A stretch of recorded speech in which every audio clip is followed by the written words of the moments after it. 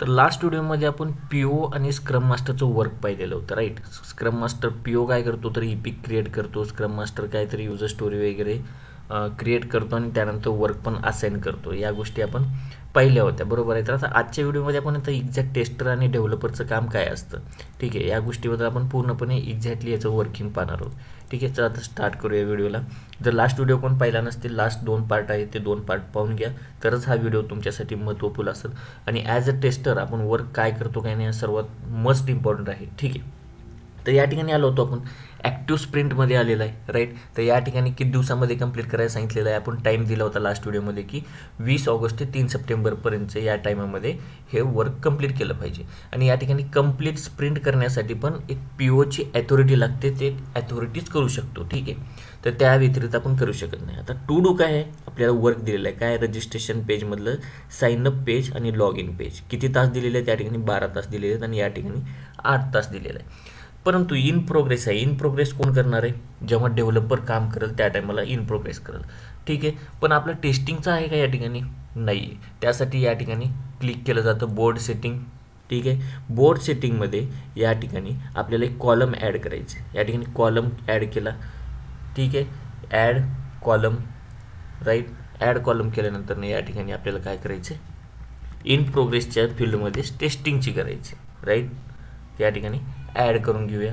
ते अशा प्रकारची एक टेस्टिंगची फील्ड तयार होईल, ठीक आहे. तर चला, तर आपण बोर्डवर जाऊया एक्झॅक्ट. आता ॲक्टिव्ह स्प्रिंट तर झालेलं आहे ऑलरेडी, राईट. तर या ठिकाणी स्क्रम मास्टर येतो, या ठिकाणी ओपन करतो, या ठिकाणी जे काही फाईल अटॅच करून देतो, या ठिकाणी क्रिएट सबटास्क करतो, ठीक आहे. सबटास्क म्हणजे काय, त्या अगोदर तुम्ही सांगा की FC1 काय आहे आणि FC2 काय आहे.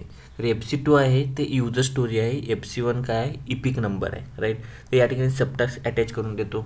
कुणासाठी करतो, डेव्हलपरसाठी करतो. Design signup page, right, create, right. परत त्यानंतर काय, design first name, just wait, मी काय करतो, थोडंसं कमी टाईम आहे.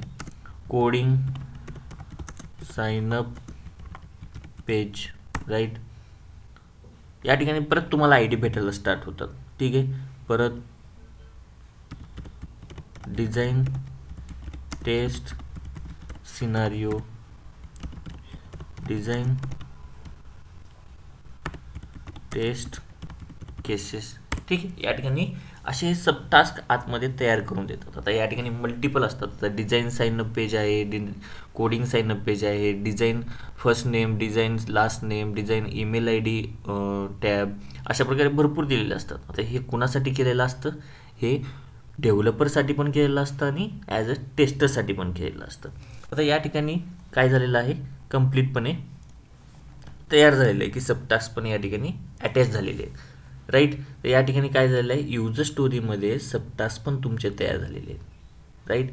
तो काय करतो की स्टार्ट करतो की ह्या गोष्टी करायला वर्क तुम्ही स्टार्ट करायचे. यापुढे काय केलं जातं की या ठिकाणी ओपन केलं जातं. ओपन करून या ठिकाणी असाइन केलं जातं. आता असाइन या ठिकाणी कोण आहे, टेस्टर प्रसाद माळी, ठीक आहे. प्रसाद माळीला आपण ॲज अ टेस्टर करू. या ठिकाणी असाइन केलं जातं, प्रायोरिटी या ठिकाणी डिसाईड केली जाते आणि जे काही फाईल्स असतील, ठीक आहे. सॉरी, या ठिकाणी डेव्हलपर आहे, डेव्हलपरला काय केलेलं आहे की धीरज ढोले डेव्हलपर आहे, ठीक आहे. या ठिकाणी एखादी फाईल अटॅच केली जाते, अटॅच करून त्याला असाइन केलं जातं. असाइन करून तो वर्क स्टार्ट करायला या ठिकाणी असाइन केलेलं आहे, राईट. तर या ठिकाणी आपण काय करू, टेस्ट सिनारिओ कोण करणार, ते ॲज अ टेस्टर करणार. काही काही ऑर्गनायझेशनवर डिपेंड असतं की काही काही ठिकाणी टेस्टरही करतो आणि काही काही ठिकाणी स्वतः टेस्ट लीड पण करून देतो. या ठिकाणी असाइन केलं, या ठिकाणी काही फाईल अटॅच करून दिले जातात. परत या ठिकाणी काय केलं, टेस्ट सिनारिओ कोण डिसाईड करणार आणि डेव्हलपरला पण असाइन केलं जातं डेव्हलपिंगचं काम आणि टेस्टरचं काम टेस्टरला असाइन केलं जातं. आता या ठिकाणी असाइन करतो, ठीक आहे. या ठिकाणी धीरज ढोले काय आहे, आपला डेव्हलपर आहे, राईट. आणि या ठिकाणी प्रसाद माळी कोण आहे, आपला टेस्टर आहे, ठीक आहे. आता इथून वर्क स्टार्ट करायला केलं जातं. ते कसं, ठीक आहे. तर या ठिकाणी काय होतं, डिझाईन साईनअप पेज कोण करतो, डेव्हलपर करतो. ठीक आहे, डेव्हलपरला जेव्हा असाइन केलं, डेव्हलपर इथं टाकतो, त्याच्यावर काम करायला स्टार्ट करतो. जेव्हा कोडिंग करतो, कोडिंग करायला स्टार्ट करतो, त्या टायमाला कोडिंगवर काम करायला स्टार्ट करतो. हे वर्किंग चालत असताना तर टेस्ट सिनारिओ आणि टेस्ट केसेस पण स्टार्ट होतात, राईट. समजी या ठिकाणी काय झालं, तर साईनअप पेजचं डिझाईन प्रोसिजर चालू झाली आणि या ठिकाणी टेस्टर काय केला की टेस्ट सिनरिओ वगैरे लिहायला स्टार्ट केला. सेम तशीच कोडिंग प्रोसिजर पण करणार, राईट. आणि तसेच सेम डिझाईन प्रोसिजर पण करणार. या ठिकाणी डिझाईन टेस्ट केसेस पण रेडी करणार, राईट. या ठिकाणी टेस्टिंग फील्डमध्ये टेस्ट केसेस पण लिहायला स्टार्ट करणार, राईट. जेव्हा तुमचे टेस्ट केसेस फिनिश होतील लिहायचे, त्या टायमाला टेस्ट सिनारिओ काय होणार, डन होणार. डन झाल्यानंतर या ठिकाणी पट्टी दिसते, राईट. या ठिकाणी FC7वर डन दिसतोय, राईट. अशा प्रकारे डन होतं. डिझाईन साईन पेज पण डन झालेलं आहे, समजा कोडिंग पण डन झालेलं आहे आणि टेस्ट केसेस पण डन झालेलं आहे. या ठिकाणी काय झालेलं आहे, all subtask for parent issue FC2 is now done. Do you want to update this parent issue to match. Update केलं. अपडेट केल्यानंतर FC2 काय झाला, डन झालेला आहे. याचा प्रोग्रेस काय आला, डन आला, राईट. हे सर्व प्रोसिजर करायला किती वेळ गेला आपला, 12 तास दिलो होतो आपण, बरोबर आहे. त्यानंतर येतं आपण रजिस्ट्रेशन पेजवर. रजिस्ट्रेशन पेजवर पण सेम क्रिएट लिंक. या ठिकाणी काय, लॉग इन पेज डेव्हलप करण्यासाठी सबटास्क क्रिएट सबटास्क काय, design procedure, right. Design procedure. त्यानंतर सेकंड काय आहे आपली, कोडिंग. त्यानंतर टेस्टिंग सिनारिओ, राईट. त्यानंतर टेस्ट केसेस. सर्व प्रोसिजर एक्झॅक्टली सेम या ठिकाणी झालेली आहे. सबटास्क रेडी झालेले आहेत.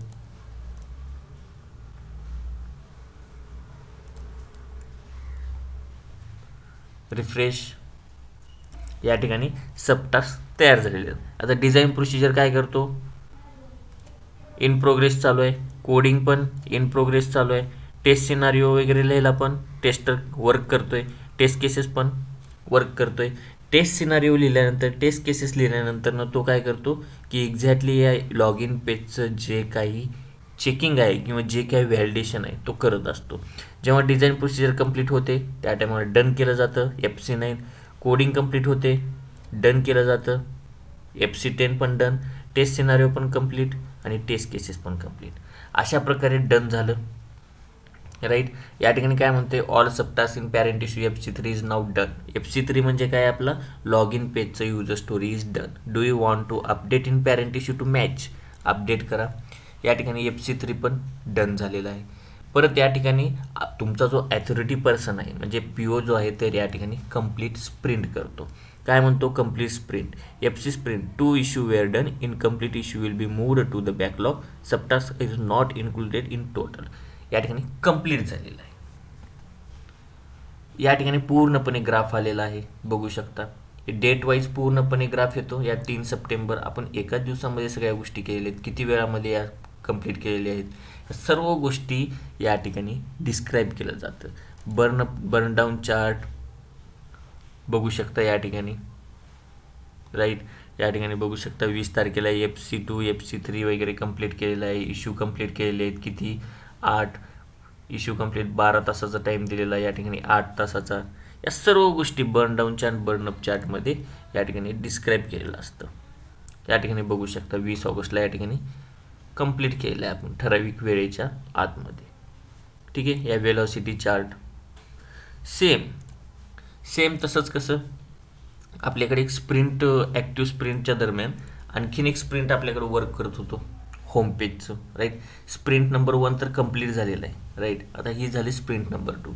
ह्याला पण एक्झॅक्टली ओपन स्टार्ट किती वीकचा, 2 वीकचा किंवा 1 वीकचा करूया. Start same